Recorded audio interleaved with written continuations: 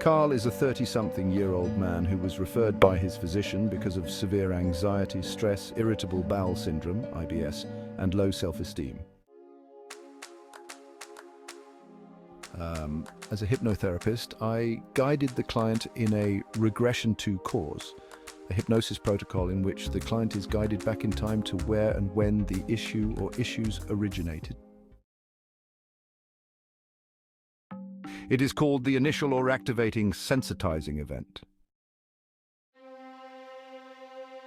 In this case, he regressed back to being 6 years old and hearing the conversation between his mother and his psychologist, stating that he had a disease and that there was no cure. Because the child was only 6 years old and his critical thinking had not fully developed, he thought he was literally going to die because he had a disease. The disease turned out to be dyslexia. He also stated that his mother always thought he was dumb and that he was neither capable of nor smart enough to walk a few blocks to school, as she feared he would get lost. Carl went through the whole protocol of dialoguing back and forth with the central figures, which is a metaphorical gestalt between the relevant people at that time. However, as a hypnotherapist, I noticed there was not a lot of emotion when he was discussing the issue.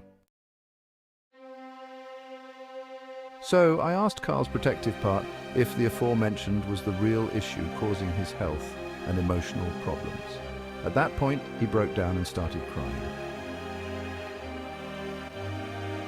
He then tearfully revealed that he was molested when he was 11 years old. He was willing, metaphorically, to cut the cord to all three scenarios: the psychologist's pronouncement, his mother's limiting belief programming, and, most importantly, he cut the cord to the emotional attachment to the memory of the molestation. Cutting the metaphorical cord does not take away the memory. Doing so neutralizes the emotions so they will be less triggering. Carl clearly made the connection that his symptoms of IBS skin conditions, which made him seemingly unattractive so he could stave off molesters and all the other emotional unrest he had experienced, was attempting to serve the positive purpose of protecting him.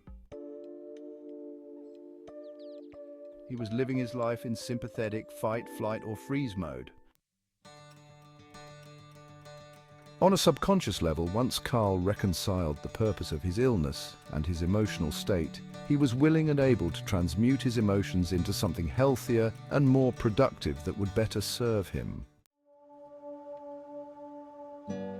The most important takeaway from this scenario is that the subconscious mind will do whatever it deems necessary to protect you, but it does not always do it in the most optimal way.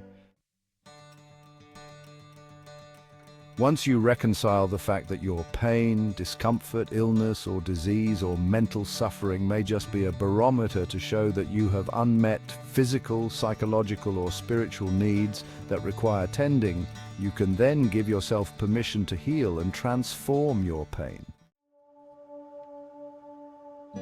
Note: regression to cause hypnosis does not always reveal truth or fact. People can and often make up stories and create false memories if on some level they believe it can serve them or meet a need of some sort. As we conclude Carl's journey, we want to take a moment to acknowledge that every individual's path to healing is unique. May this video help you to further recognize the disempowering seeds from your past can be replaced with empowering seeds so that you can sow happiness in your life.